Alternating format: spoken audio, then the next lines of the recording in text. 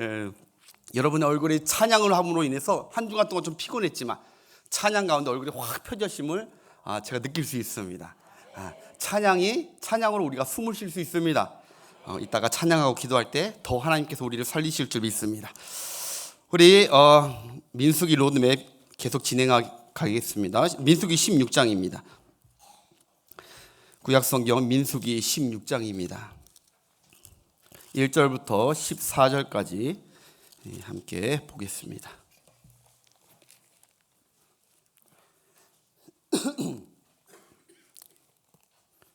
민수기 16장 1절부터 14절까지 제가 한 절 여러분들이 한 절 교독하겠습니다. 레위의 증손 고아스의 손자 아스할의 아들 고라와 르우벤 자손 엘리압의 아들 다단과 아비람과 벨렛의 아들 온이 당을 짓고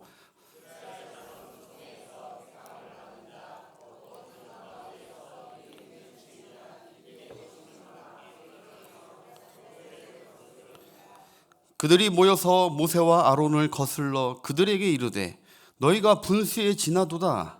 회중이 다 각각 거룩하고 여호와께서도 그들 중에 계시거늘 너희가 어찌하여 여호와의 총회 위에 스스로 높이느냐.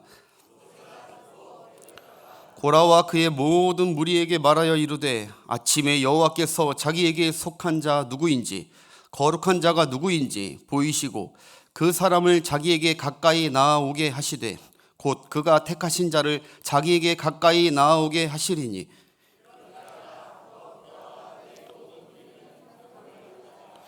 내일 여호와 앞에서 그 향로에 불을 담고 그 위에 향을 두라.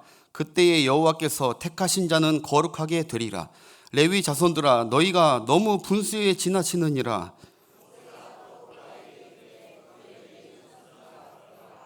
이스라엘의 하나님이 이스라엘의 회중에서 너희를 구별하여 자기에게 가까이 하게 하사 여호와의 성막에서 봉사하게 하시며 회막 앞에서 서서 그들을 대신하여 섬기게 하심이 너희에게 작은 일이겠느냐.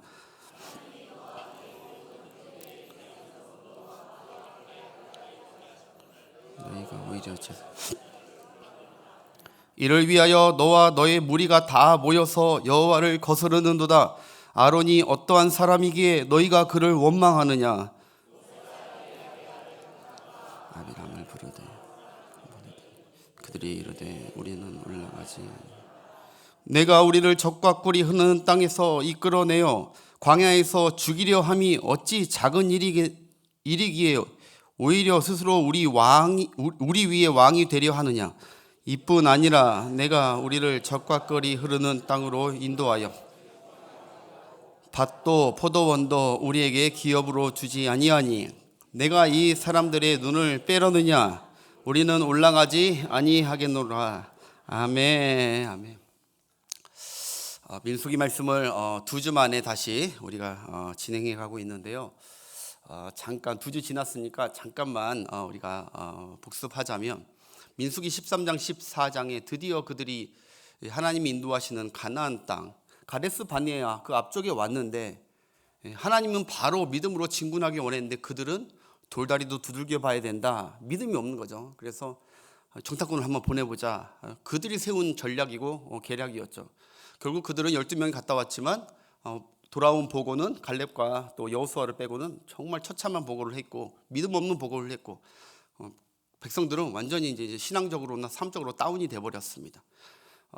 그걸 보고 하나님께서 많이 굉장히 화가 나셨고 그리고 어찌할꼬 했는데 그들이 또 이번에는 하나님께서 올라가지 말라고 했는데 자기들이 다시 또 올라가겠다고 완전히 개구리 청개구리처럼 변심으로 올라갈 때는 안 올라가고 안 올라갈 때는 올라가고 하나님의 말씀을 정면적으로 막 불순종하면서 심각하게 올라가다가 대패를 합니다.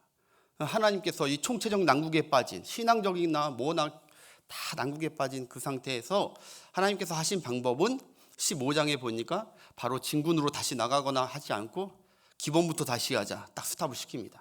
모세야 아무것도 하지 말고 기본부터 다시 하자. 신앙생활의 기본이 무엇인지 하나님을 섬기는 것이 무엇인지 우리는 어떠한 민족인지 예배드리고 주의를 지키고 안식을 지키고 그리고 하나님을 섬기는 때는 하나님과의 관계가 얼마나 중요한지 그것을 모르고 자꾸 다른 것을 하고 하니까 망쳐버리니까 다시 기본부터 하자 해서 기본을 잡아주세요. 그런데 이렇게 하나님과 화평을 하나님께서 원하시는데 그럼에도 불구하고 오늘 16장 피자마자 또 아니나 다를까 이들이 모세와 하나님께 대한 불평과 심지어 반역을 일으킵니다. 반역. 16장 전체를 제가 설교하려다가 분량이 너무 많습니다. 이 고라당 사건이 처음부터 끝까지 나갑니다. 너무 많아서 허락하신 대로 한 2번 나눠서 지금 설교하고자 좀 준비를 했는데요. 오늘 첫 번째 시간으로 이들이 왜 이렇게 하나님 앞에 큰 범죄를 저지르게 됐는지 그 원인이 무엇인지 오늘 좀 살펴보고 우리도 근신하면서 좀 광야의 길을 깨닫게 되는 지혜로운 시간 되길 원해요. 할렐루야. 그래도 16장 전체 내용을 간단하게 제가 지금 설명할 테니까 보시고 집에 가서 또 읽어보세요. 이거 너무너무 재밌다고 하면 좀 그래요. 이 말씀이 좀 두려운 말씀들이 많은데 16장 전체 내용 보니까 레위 지파의 모세와 아론이 레위 지파잖아요. 형제니까. 근데 그 레위 지파 사촌인 고앗의 이제 손자인 이 고라 이 사람이 사촌지간이에요. 사촌. 고앗의 둘째 아들의 소생이 이제 모세와 야곱이고, 모세와 아론이고, 셋째 아들 거기 소생이 고라입니다. 그러니까 다 고앗 자손이에요. 제사장. 그런데 이 사촌지간인데 이 고라하고 루벤 지파 소속인 다단, 아비람, 온 이 사람들이 각 지파 지도급 250명을 데리고 와서 반역을 일으키는 거예요. 부당하다 하는 거예요. 모세를 대적하고 아론을 대적합니다. 한마디로 고라 자손은 자기들도 제사장인데 왜 아론만 제사장하고 그 아들만 계속 제사장하느냐? 우리도 제사장하고 싶다. 우리는 왜 성전에서 힘든 것만 하느냐? 그런 거죠. 루벤 지파가 왜 반역을 할까요? 루벤 지파는 12아들 중에 장남입니다. 그러니까 아니 장남인 우리가 그래도 12형제 중에 장손인데 우리가 지도자 돼도 충분한데 이거는 이 루벤 지파 이 세 당은 이 세 사람은 모세에게 대한 지금 반역을 일으키는 거예요. 당신이 뭔데 지도자로서 우리 위해서 군림하느냐. 그러니까 고라는 제사 직분에 대해서 우리가 지도자 될 수 있다. 우리도. 그리고 이 그 루벤 지파 이 사람들은 모세에 대한 지도권에 대해서 반기를 드는 있는 것이죠. 당신들 뭐 그리 대단하다고 우리와 다른 게 뭐 있고 모세 당신 분수에 넘치게 우리 왜 왕노릇하고 있느냐 그러는 것이죠. 왜 아론과 그 자손들에게만 제사장직을 계속하고 우리도 똑같은 레위 지파인데 우리는 성막에 맨날 허드렛 일만 하는 것 같냐. 너무 불공평한 것 같다. 이렇게 지도권에 대한 반기를 듭니다. 왜 당신들은 좋은 위치에서 삼삼뿌리 먹는 것 같고 왜 우리는 맨날 무뿌리 먹는 것 같은 이런 씁쓸한 마음이 이거 왜 그러느냐. 우리가 자격이 없느냐. 우리도 여호와의 총회 거룩한 백성 아니냐. 우리 충분히 자격이 있다 라고 반란을 부추깁니다. 그들은 백성을 선동해서 반란을 더 부추겼습니다. 근데 성경은 이들의 행동을 2절과 3절에 보니까 성경이 뭐라고 하냐는 거죠. 성경이 뭐라고 하냐면은 2번씩이나 그들이 모세와 하나님을 거스르고 있다는 거예요. 거스르고 있다. 심각한 지금 사태인지도 모르고 막말을 하고 있는 거예요. 지금 하나님께서 굉장히 거스르는 말을 지금 계속 하고 있는 거예요. 모세와 또 하나님을 거스르는 죄를 범하고 있습니다. 그러자 모세가 엎드려 기도하고 하나님께 이제 명령을 받아요. 그러자 이제 너희 250명과 아론은 각각 향로에 불을 지펴서 저기 성막 앞으로 여호와 앞에 성막 회막 앞으로 갖고 나와라. 250명 각각 향로를 들고. 그러니까 번제단에서 향로를 갖고 와야 돼. 번제 불 피운 것을 향로를 담는 항아리예요. 향로. 불을 담는 항아리. 그걸 갖고 와서 서라. 누가 하나님께서 거룩한 제사장직 직분으로 구별했는지 하나님께서 보여줄 것이다. 너희들이 그렇게 짐작으로 하지 마라. 하나님의 선택에 하나님의 어떠한 판단이 나오는지 하나님께 집중해야지 우리가 논증한다고 해결될 문제가 아니다. 이렇게 하는 것이죠.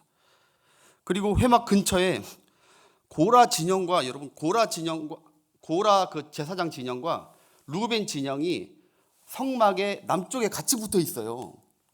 그러니까 이웃도 잘 사귀어야 돼요.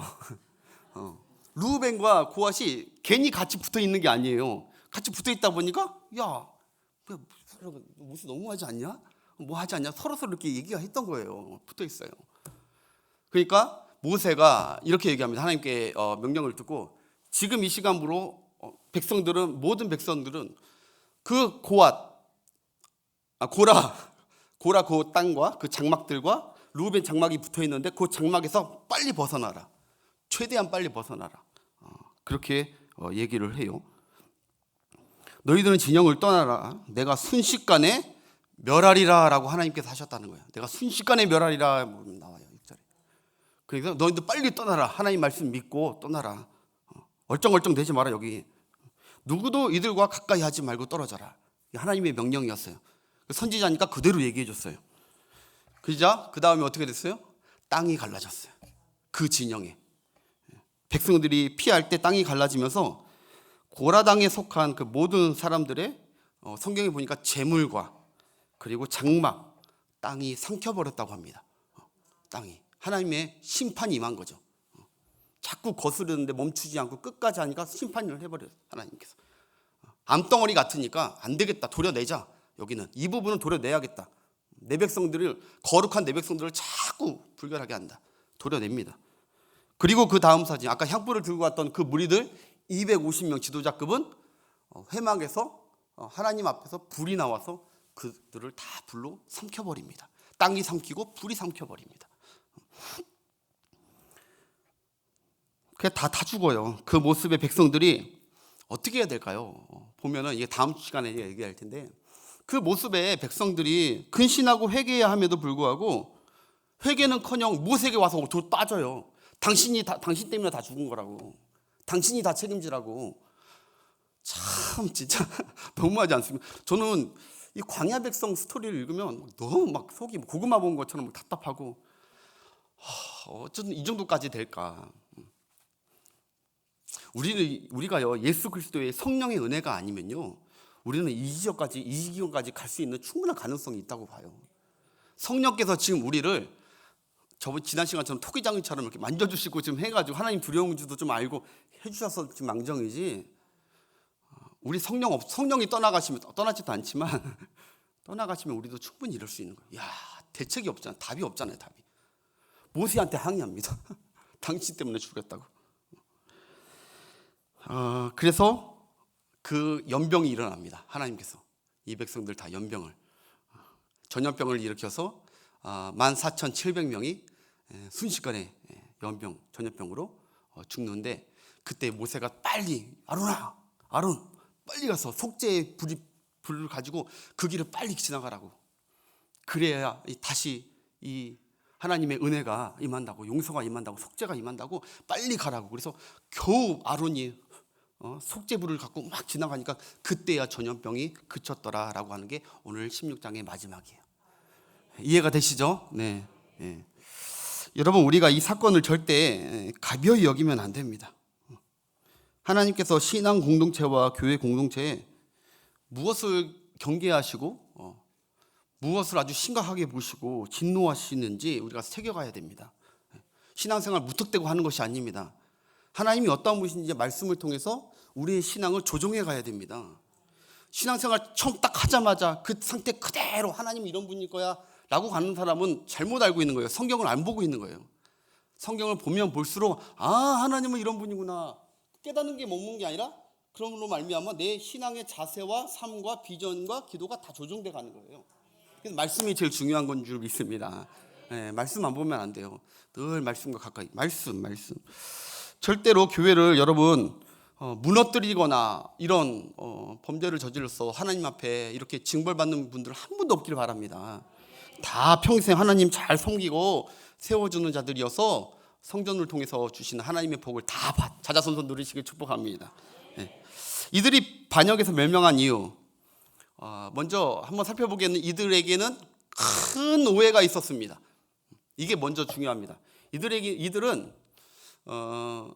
오해가 있었어요. 모세와 아론이 지도자와 제사장이 된 건 모세와 아론이 원해서 된 것입니까? 아닙니까? 모세와 아론은 원해서 된 것이 아니에요. 하나님이 그들을 택하셨고 하나님이 그냥 계속해서 푸싱해서 하신 그 직무에 그냥 순종한 것뿐이에요. 지금 뭐 목사나 장로님들이나 권사님들도 마찬가지잖아요. 우리가 내가 뽑히고 싶습니다 해서 뽑히신 분들, 저도 여기 마찬가지고 여기 장로님들도 없으실 거예요. 다 나는 부족한데 못하는데 다른 사람 하십시오 모세처럼 이렇게 했는데 하나님께서 그래도 푸싱하니까 성령으로 감동 주셔서 순종한 것뿐이잖아요. 모세와 아론은 자기가 하고 싶어서 한 게 아니었다니까요. 하나님의 강권적인 사역을 맡겨주시니까 사양 안 하고 그냥 한 겁니다. 그런데 고라당과 백성들은 모세와 아론이 하고 싶어서 그 자리에 있는 줄 알고 있는 큰 오해를 하고 있는 거예요. 그러니까 비방하고 있는 거예요. 권력욕이 너무 심한 거 아니냐 이러는 거예요. 물론 그 자리에 가서 권력욕을 부리면 안 되죠. 그게 나중에 큰 화가 있지만 모세와 아론은 끝까지 권력욕 없었습니다. 할 수 있으면 이거 빨리 놓고 싶었고 근데 하나님의 은혜로 붙들림바 돼서 사역했던 것뿐이죠. 여러분, 이들이 지도자에 대한 불만을 5가지로 제가 추려했습니다. 딱 보십시오. 이제 띄워주세요. 준비됐나요? 첫 번째가 너희가 스스로 자기를 너무 높인다 이렇게 오해했어요. 너희들 스스로 아까 얘기했듯이 점점점 너희들 권력이 세진다. 왜 이렇게 권력을 넓히고 있느냐? 그들이 넓힌 겁니까? 하나님이 넓혀주시는 겁니까? 하나님이 그들을 부를 때 너희를 신같이 여기게 해주겠다고 했어요. 하나님이 지금 하시는 건데 스스로 높이는 줄 알고 오해했습니다. 두 번째, 너희가 우리를 가나안 땅에 들어가지 못하게 막았다. 잠깐만요. 여러분, 모세와 아론이 가나안 땅 들어가지 못하게 막았었습니까? 그런 적 절대 없습니다. 누가 이스라엘 백성들이 자기들이 안 들어가겠다고 하고 오히려 자기들은 애굽에 가서 종살이 하는 게 낫겠다고 하고 그게 자기들인데 그게 얼마 되지도 않은 사건인데 이렇게 새파란 거짓말들을 합니다. 당신들이 막았다고. 세 번째, 너희가 우리를 광야에서 죽이려 한다. 모세와 아론이 죽이려는 게 아니라 그들의 죄로 죽는 것입니다. 믿음 없어서. 네 번, 너희가 우리의 왕이 되려고 한다. 다섯 번째, 너희가 백성들의 눈을 가리고 있다. 여러분, 지금 모세와 아론이 백성들의 눈을 가리고 있습니까? 이 고라당이 가리고 있습니까? 고라당이 가리고 있는 거거든요. 지금 거룩한 공동체, 하나님이 이끄시는 이 믿음의 공동체를 완전히 세상의 집단으로 만들어버리려는 이들이 가리고 있는데 이렇게 하는 거예요. 이 5가지 아무리 봐도 여러분, 소위 요새 말하는 팩트가 하나도 없어요. 맞죠? 사실적인 게 하나도 없잖아요. 이게 옳은 게. 그런데 여러분, 제가 읽어보면서도 느껴요. 망하는 나라나 망하는 집단에는 그 사람들의 특징이 있다. 바로 스스로 똑똑한 듯 하지만 너무너무 무지하고 선동을 잘 당한다. 그게 망하는 나라, 망하는 집단의 특징이 아닌가. 즉 죄죠, 죄. 죄를 해결하지 못하고. 그리고 고라당은 이것이 강했습니다. 오늘 이 2가지를 얘기할게요. 이게 너무 강했어요. 여러분들은 평생 이 2가지가 강하면 안 됩니다. 오늘 이거 받아가셔야 돼요. 저는 많아 안 하잖아요. 3개, 4개, 5개 안 하잖아요. 2개? 많으면 3개. 그래서 2가지. 이 사건을 통해 꼭 우리는 평생 이 2가지는 없어야 돼요. 첫 번째, 따라하세요. 시기심. 시기심, 신앙생활에 별거 아닌 것 같은데 이 시기심이 여러분의 신앙을 완전히 뒤틀어 버립니다. 하나님 보실 때 자꾸 거스르는 행동을 하게 해요. 이 시기심이. 시기심 있는 사람은요, 반드시 그 공동체를 파괴시켜 버립니다. 우리가 시기와 질투라는 말을 많이 하긴 해요. 그런데 여러분, 시기와 질투는 같은 것 같지만 그 의미가 좀 다릅니다. 많이 달라요. 제가 오늘 이거 좀 설명을 해드리려고 해요. 시기와 질투는 좀 달라요. 질투는 약간 그래도 시기에 비하면 긍정적인 것입니다. 질투. 그러나 시기는 매우 부정적인 것이에요. 시기는 없어야 돼요. 아리스토텔레스가 이런 얘기를 했어요. 질투는 남은 있는데 나는 가지지 않았다는 것에 대한 슬픔이에요. 남은 있는데 나는 안 가지고 있어서 속상해하고 슬퍼하는 거. 그게 거기서 일어나는 마음이 질투심이래요. 그리고 시기심은 나는 없는데 저 사람은 가지고 있어 라고 하는 그 슬픔. 똑같은 것 같지만, 나는 없고 저 사람 있는 것 같아. 똑같은 것 같지만 그 초점이 나냐 저 사람이냐 누구를 바라보고 있냐에 따라서 그게 질투심이 있는 사람이든지 아니면 시기심이 있는 사람이 되는 거예요. 초점이, 쉽게 얘기해서 질투 많은 사람은 초점이 상대방이에요. 초점이. 나는 성격이 이런데 저 사람은 성격이 너무 좋아. 나는 가진 게 없는데 저 사람은 가진 게 너무 많아. 그래서 여러분, 초점이 저 사람이다 보니까 내가 그 초점에까지 이르려고 노력하려고 성장하는 계기가 돼요. 질투는 그런 유익함이 있어요. 나도 저 사람처럼 열심히 해서 살아봐야지. 나도 저 사람처럼 믿음이 너무 좋아. 그러면 나도 신앙생활 잘해서 저렇게 믿음이 좋아져야지. 질투심에서 일어나는 좋은 현상이에요. 그런데 여러분, 시기는요, 초점이 나예요. 저 사람은 가지고 있고 나는 안 가지고 있어? 그러면 아까 질투처럼 내가 저 사람의 위치까지 가보려고 한번 노력하는 게 아니라, 아니, 나 없는데 왜 저 사람 있어? 저 사람도 나처럼 없어야 돼. 끌어내리는 거예요. 쟤도 나는 불행해. 저 사람 행복해? 너도 나처럼 불행해야 돼. 이게 아주 위험한 시기심의 아주 부정적인 마음이라는 것이죠. 직장 생활하면요, 이런 거 굉장히 많대요. 나는 시집 잘못 왔는데 니는 시집 잘 갔어? 내가 없는데 네가 가졌어? 그럼 너도 없어야 돼. 내가 없애버릴 거야. 내가 늘 시집살이 망쳐버릴 거야. 내가 인기 없으면 너도 인기 없어야 돼. 연예인들 사이에 이거 많아요. 내가 인기 없으면 저 사람 인기 있으면 나도 저 사람처럼 인기 있어야지. 손흥민처럼 훌륭하게 받아야지. 이렇게 하는 게 아니라 너도 없어야 돼. 너도 인기 없어야 돼. 내 집안이 어렵고 내 새끼가 잘 안 되면, 그러면 그런 좋은 집안을 롤모델을 보면서 어떻게 해서든 그런 형평과 그리고 또 하나님께 기도를 드림으로써 저렇게 좀 되겠습니다 라고 하는 것이 아니라, 너도 너희 집안도 안 돼야 돼. 네 자식도 안 돼야 돼. 이게 시기심이에요. 이게 여러분 마음에 그런 마음 없기를 바랍니다. 그러니까 질투는 나를 발전시키는 긍정적인 동력이 되지만, 시기는 나를 발전시키고 마음은 그런 발전시키고 싶은 마음은 때려주고도 없어요. 때려주고도 없고 남을 내 수준으로 끌어내리려는 악한 마음입니다. 특별히 여러분, 아이 키우는 부모님들은 요거를 잘 보셔야 돼요. 내 아이가 남의 있는 것을 부러워할 수도 있어요. 부러워할 수 있고 할 수 있어. 그런데 그게 질투심인지, 그래서 얘가 막 노력을 해가지고 나도 쟤처럼 이쁨 받아야지, 사랑 받아야지 하는 게 아니라, 아니면 시기심으로 제 것도 뺏어버리고 뺏어서 쟤도 불행하게 만들려고 하는 것인지, 지혜로운 부모가 되셔서 자기 아이들의 그것도 검토하시길 주의 이름으로 축복합니다. 여러 가지 지금 팁을 드리고 있습니다. 제가 이거 그냥 사회적인 얘기라고 하면 안 돼요. 이따가 제가 말씀으로 다시 다 풀 거예요. 여러분, 교회에 타고난 질투 많은 신자가 있어요. 이런 신자 나쁜 신자 아니에요. 오해하는 것 같아요, 우리는. 여러분, 질투 많은 신자가요, 더 열심이고요, 더 믿음과 신앙이 빨리빨리 성장합니다. 저 집사님이 봉사를 하고 있으면요, 저 집사님 봉사하고 있네?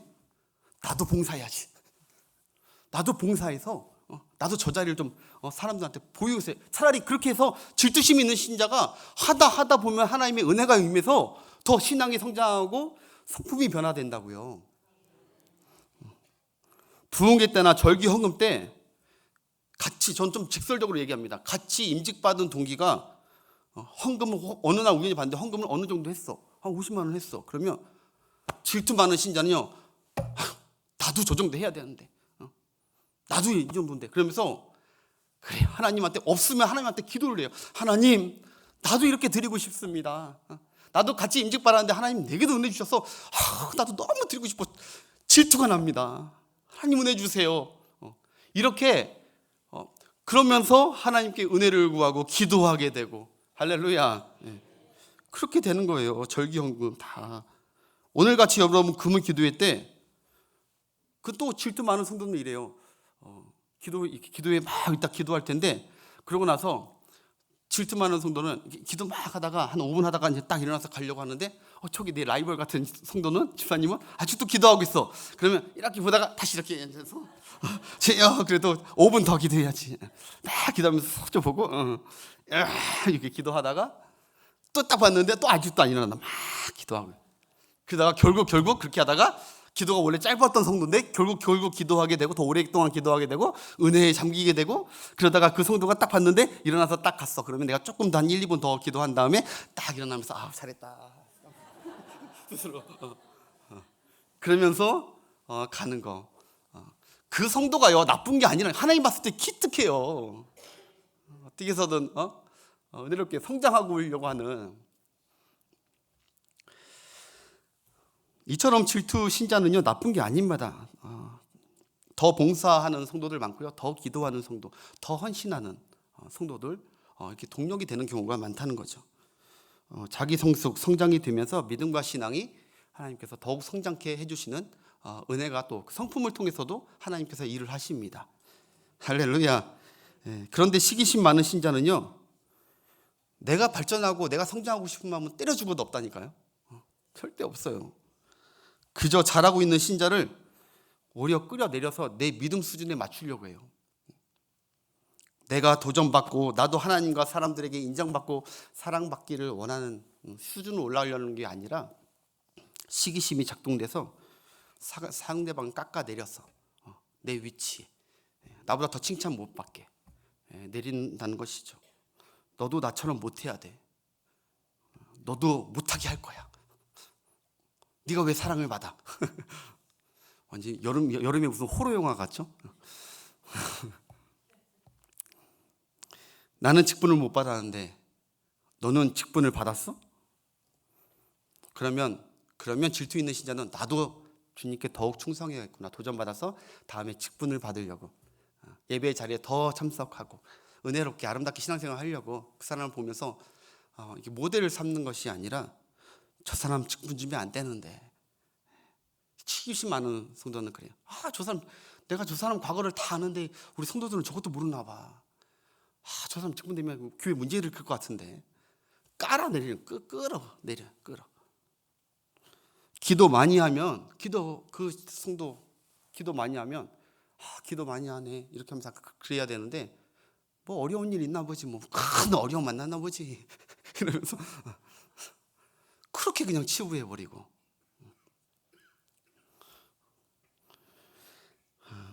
봉사하는 걸 보면서도 봉사할 때, 그 사람 봉사할 때 같이 해서 같이 하는 게 아니라 목사님과 성도들에게 잘 보여서 한 자리 차지하려고 한다고.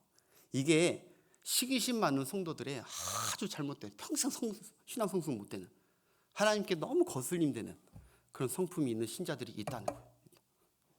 우리 교회는 그런 신자 없을 줄 믿습니다. 여기 아멘 크게 하시길 축복합니다. 옆에 사람과 함께 인사합시다. 나는 질투가 많습니다. 이렇게 인사합시다. 시기심 많지 마시고.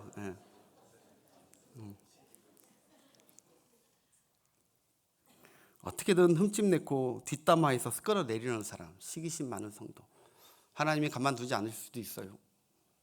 오늘 본문의 고라당은요, 시기심이 아주 가득한 사람들이었어요. 모세를 향한 질투심이었으면, 우리도 모세와 아론처럼 하나님의 일에 충성되고 좀 하나님께 이쁨 받아서 우리도 저 위치까지 한번 갈 수 있는, 우리 자자손손 그렇게 될 수 있도록, 저기 축복받는 것처럼 우리도 하자. 모세가 무슨 일이 있으면 엎드렸는데, 그러니 하나님께서 쓰시네? 그러면 질투심 많은 성도는 나도 어려움 당하고 백성들이 반란이 일어나면 나도 같이 엎드려야지. 질투 많은 성도는 이렇게 되는 거예요. 시기심 많으니까 안 돼. 내 밑을 왜 해야 돼? 당신이 왜 이렇게 존귀 안 받아? 자기는 열심히 하려고 하지 않고 끌어내리려고 하는 지금 이들의 행동, 시기심이 가득한 자들이죠. 당신들 너무 분수에 맞지 않게 위에 있잖아 라고 하는 거예요. 내 기준에 당신은 여기야. 근데 당신 분수 너무 높게 올라갔어. 자기들이 뭐라고 하나님이 세운 종을 분수를 따집니까? 하나님이 높이면 높이는 거고 하나님이 낮추면 낮추는 거지. 자기 신앙이나 잘해야 되는데 내가 봤을 때 당신 목사, 장로, 권사는 신앙은 요만큼 돼야 돼 라고 하면서 끌어내린다는 것은 그건 고라당이에요. 고라당. 나와 당신이 다를 게 뭐가 있냐는 거예요. 이거 똑같이. 나도 똑같이 이때 교회 출석해가지고 지금까지 20년 30년 했는데 너는 올라가고 왜 나는 내려가냐 이거지. 이게 고라당의 위험입니다. 시기심. 사랑하는 여러분, 시기심은 하나님이 미워하십니다. 아멘. 대인관계와 신앙 공동체를 파괴하는 하나님이 심한 중병으로 보세요. 하나님이 매우 경계하시고 악하게 보신다는 것을 꼭 여러분 기억하시길 바랍니다. 여러분, 사울 왕이 다윗을 질투한 게 아니었어요. 시기한 거지.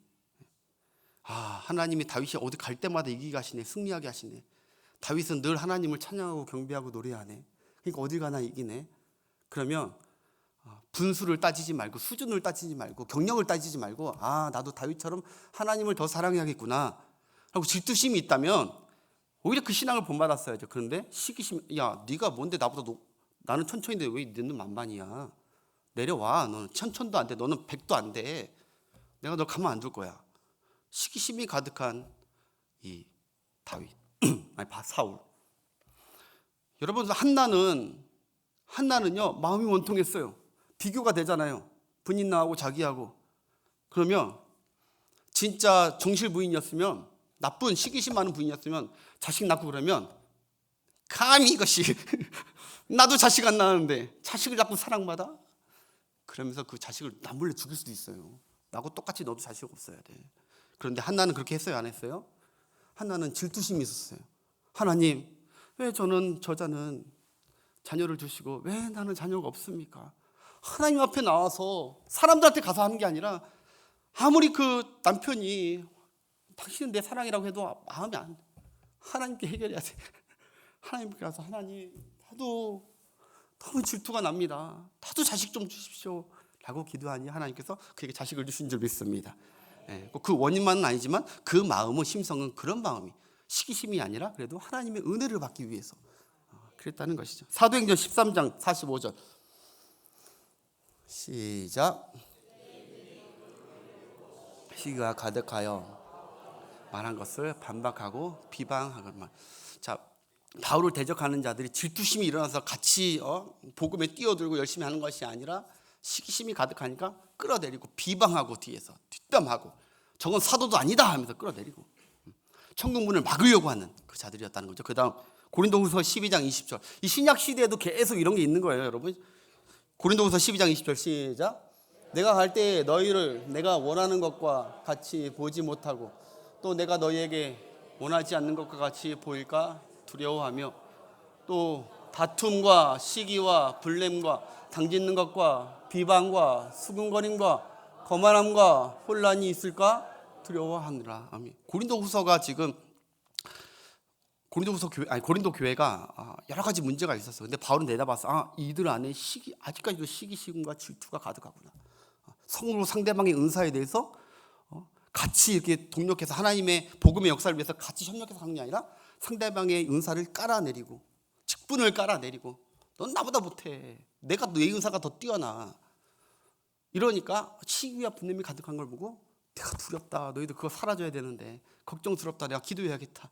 그 다음 마지막 베드로전서 2장 1절부터 2절 시작. 그러므로 모든 악독과 모든 기만과 외식과 또 뭐와 시기와 모든 비방하는 말을 버리고 갓난아기 이들 같이 순전하고 신령한 젖을 사모하라. 이는 그로 말미암아 너희로 구원에 이르도록 자라게 하려 합니다. 여기 자라게 함이 괜히 있는 게 같지 않아요. 시기와 비방 이런 것을 버릴 때 우리에게 신앙의 성숙과 자람이 우리 삶 가운데 있게 될 줄 믿습니다.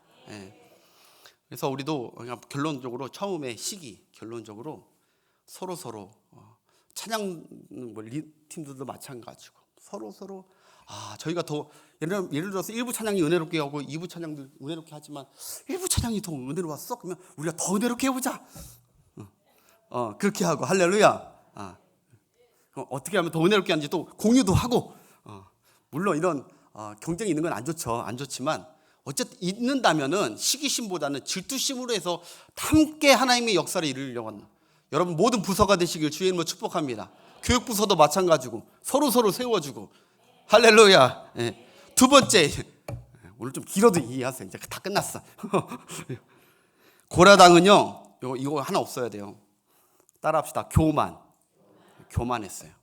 교만이 가득했어요. 그러니까 두 가지 오늘 얘기 가져가라고 했어요. 시기심, 내 안에 시기심이 있는지, 내 안에 교만은 없는지, 이거 점검하셔야 되죠. 하나님은 자기가 뭐가 된 것처럼 아주 교만하고 거만 떠는 거 하나님 너무너무 싫어하시거든요. 잠언 3장 34절, 우리가 잘 아는 말씀. 진실로 하나님은 거만한 자를 비웃으시며 겸손한 자에게 은혜를 베푸시나니. 아멘. 여러분 저를 위해서 기도할 때 항상 빠지지 않고 기도해 주시길 부탁드리는 기도 요청이 있다면 우리 담임 목사님 늘 겸손하게 해달라고 좀 부탁하십시오. 기도해 주십시오. 예. 건강도 얘기가 다 좋습니다. 그런데 첫째가 저는 겸손이라고 봐요. 그래서 늘 초심을 잃지 않고 끝까지 겸손히 가고 싶어요. 그래야 하나님의 은혜가 머무니까. 야고보서 4장 6절. 저도 여러분들 위해서 그렇게 기도할게요. 우리 중직자분들이나 성도들 다 평생 하나님 앞에 겸손하게 해달라고. 시작. 그러나 더욱 큰 은혜를 주시나니 그러므로 일렀으되 하나님이 은혜를 주신다 하셨느니라. 아멘. 우리가 하나님 앞에 늘 은혜 달라 많이 간구하고 우리 평생 목표고 입술의 고백인데 항상 성경을 보면 겸손한 자에게만 은혜가 있다는 거예요. 내 자신을 은혜 달라고 할 때 자신을 한번 돌아보고 한번 고백했으면 좋겠어요. 내가 지금 오늘 겸손한가? 내 은혜 받기 위해서 겸손해야겠구나. 겸손하면서 하나님께 은혜를 구하시는 여러분 되시길 바랍니다. 베드로전서 5장 5절부터 6절. 젊은 자들이 이와 같이 장로들에게 순종하고 다 서로 겸손으로 허리를 동이라. 하나님은 교만한 자를 겸손한 자에게 은혜를 주시느니라. 아멘. 6절 있나요? 그러므로 하나님의 능하신 손아래 겸손하라. 때가 되면 너희를 높이시리라. 아멘. 우리 교회는요, 아까 장로 얘기 나왔지만 장로나 하나님께 세운 직분자들, 아까 모세와 아론처럼 그들에게 전혀 반역하는 여러분 한 사람도 없기를 바랍니다. 물론 마음에 안 들 수도 있습니다. 그렇지만 하나님의 뜻은 그거 아니에요. 교만한 자가 반역하는 것이지 겸손한 자는 절대 하나님이 세운 그 짐길에서 이렇다 저렇다 말하지 않습니다. 여러분에게 정말 은혜가 있기를 원한다면, 여러분 가정의 삶 가운데 은혜가 있기를 원한다면 중직자들에 대해서, 하나님께 세운 임직자들에 대해서 함부로 얘기하면 안 돼요. 그게 겸손한 자의 모습인 줄 믿습니다. 우리 하나님은요, 제일 싫어하는 게 교만입니다. 교만은 심판의 문을 열어주는 겁니다. 심판의 문을 열어주는 거예요. 심판 오라고. 여러분 6월절 어린 양 보면 6월절 때 그때 하나님의 진노가 죽음의 천사가 지나갔어요. 그때 꽉 닫고 임만과 설주로 겸손하신 예수 그리스도의 임만과 설주로 어린 양 되신 예수 그리스도를 바르고 순종했던 그 거기만 넘어갔는데 저는 그렇게 생각해요. 교만한 자는 언제 하나님의 이 땅 가운데 심판이 올지 모르는데 활짝 일어나고 교만하고 하나님의 심판을 직격탄으로 받을 수 있어요. 겸손은요 축복의 문을 여는 것입니다. 그러나 교만은 심판의 문을 열고 있을 수 있어요. 하나님은요 성도가 교만할 때 고개를 돌려버리십니다. 은혜로. 하나님의 얼굴은요 은혜예요. 빛이라고 하고 은혜라고 하거든요. 성경에 아시죠? 하나님의 얼굴은 은혜예요. 은혜. 하나님이 나를 주시하고 보시고 내 가정을 주시하고 우리 교회를 주시하고 보시고 있는 것은 은혜가 있다는 거예요. 은혜가 계속 비춰주고 있다는 거예요. 그런데 하나님의 얼굴을 돌리시면 은혜는 없는 거예요. 깜깜해지는, 막막해지는 거죠. 은혜를 구할 데가 없는 거예요. 교만한 자는 하나님께서 아까 보니까 고개를 돌려버리신대. 여러분 사울 왕 고개 돌려버리셨잖아요. 교만하니까, 불순종하고. 목사님이건 장로님이건 권사님이건 집사님이건 누구든 간에 하나님 보시기에 교만하면 너 유통기한은 거기까지구나. 내가 내게 주는 유통기한은 거기까지밖에 안 되겠구나. 하나님이 안타까워하시죠. 여러분 우유에 보면 항상 무슨 제품이나 유통기한이 있어요. 우리 하나님은 은혜로우셔서 하나님의 은혜를 늘 누리는 사람은 유통기한이 무제한이죠. 할렐루야. 그런데 유통기한이 있는 신자가 있는 것 같아요. 교만한 신자. 교만하면 하나님 유통기한. 여기까지구나. 왜? 상해버렸기 때문에. 다 상해버렸어. 너는 거기까지가 너의 전부구나. 은혜의 유통기한이 거기까지구나. 나는 은혜가 무궁무진한데, 나는 근데 겸손한 자에게 은혜 주는데 나의 은혜를 받을 만한 그런 마음이 아니구나. 고라당은 모세와 아론에게요, 너희가 분수가 지나시다 했는데요, 하나님은 오히려 모세를 통해서 아니, 너희가 분수가 지나시다. 너희가 유통기한 오버됐다. 7절 한번 봅시다. 7절 한번 띄워주세요. 7절 시작. 네 여호와 앞에서 그 향로에 불을 담고 그 위에 향을 두라. 그때에 여호와께서 택하신 자는 거룩하게 되리라. 레위 자손들아, 너희가 너무 분수에 지나치다.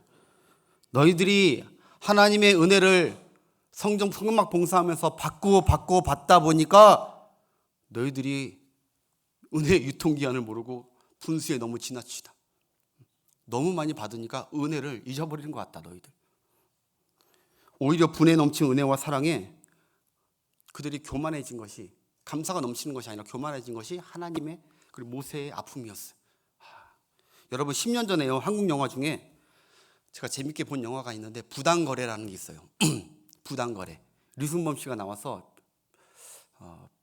판사인가? 검찰인가? 이게 나와서 한 얘기 중에 명대사가 있어요. 지금도 화제가 되는데 거기서 이런 얘기를 했죠. 호의가 계속되면 그게 권리인 줄 안다. 뭐냐? 이분이 막 도와주고 대가 없이 막 도와줬는데, 죄송한 얘기지만 인간 궁상들이, 이분의 느끼기에 인간 궁상들이 도와주고 은혜를 베푸다니까 어느 순간 이 사람들이 목이 뻣뻣해져가지고 왜 나를 안 도와주냐고, 왜 내 인생 책임져 주지 않냐고, 값도 없이 대가도 없이 다 여태까지 도와줬는데 왜 또 안 도와주냐고, 오히려 그들이 뭐 했다는 거예요? 권리를 주장했다는 거예요. 내 권리 찾아오겠다고. 은혜를 여태까지 받았는데, 호의를 받았는데. 여러분, 신앙생활 하는 거 하나님의 무한한 은혜와 호의를 받고 있는 삶입니다. 잊지 않는 여러분 되시길 바랍니다. 그런데 우리가 은혜가 계속되면 어떤 성도들은 그게 당연한 권리인 줄 알아요. 하나님 왜 계속해서 은혜 안 주십니까? 왜 나를 안 높여주십니까? 우리 올라가다가 말았습니까? 계속 은혜 주셔야지. 주님께 은혜를 받고 누리는 걸 감사치 않고 헌신치 않고, 헌신 안 해, 이제. 헌신치 않고 헌금 안 해.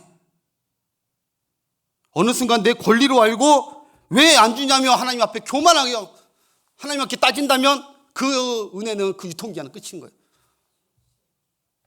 여러분, 9절에 하나님이 모세를 통해, 너무너무 오늘 이 말씀만 묵상하고 할 거예요. 9절을 통해 모세를 통해서 왜 너희들 은혜를 잊었느냐고, 왜 내가 베푼 은혜를 자꾸 싸구려로 여기느냐고 하나님께서 한탄하세요. 9절 한번 읽어보겠습니다. 시작. 이스라엘의 하나님이 이스라엘 회중 중에서 너희 고라 자손을 구별하여 자기에게 가까이 하게 하사 여호와의 성막에서 봉사하게 하시며 회막 앞에 서서 그들을 대신하여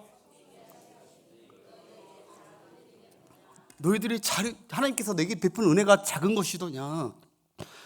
여러분, 하나님이 레위 지파에게 뭐라고 하시는 거예요? 지금 내가 너희를 구원하고 그 구원한 많은 사람들 중에 특별히 내가 너희들을 구별해서 자기에게 가까이 나오게 하사 성막에 봉사하게 하시고 200만 성도 중에 너희가 나를 섬길 수 있는 은혜를 준 것이, 내가 여태까지 그렇게 너희를 선택하고 은혜 준 것이 너희에게 작게 보이더냐?